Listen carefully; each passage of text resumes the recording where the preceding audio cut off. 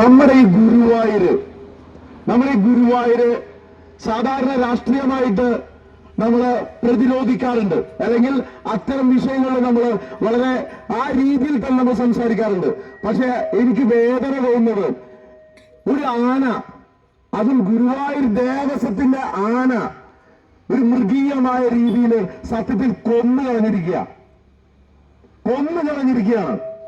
അത് ഗുരുവായൂർ പോലുള്ള സ്ഥലത്ത് ഇവിടെ CPM ഭരിക്കുന്ന ഈ സമയത്ത് CPMന്റെ ആളുകളുടെ, ഞാൻ നേരത്തെ സൂചിപ്പിച്ചു, ആ യൂണിയനിൽപ്പെട്ട ആളുകളുടെ സമ്മർദ്ദം കാരണമാണ് രണ്ടാം പാപ്പാൻ ചുമതലയെടുത്ത് എന്ന് പറയുന്നു. അതുവരെ ഉണ്ടായിരുന്ന ആളെ മാറ്റിയെന്നാണ് പറയപ്പെടുന്നത്.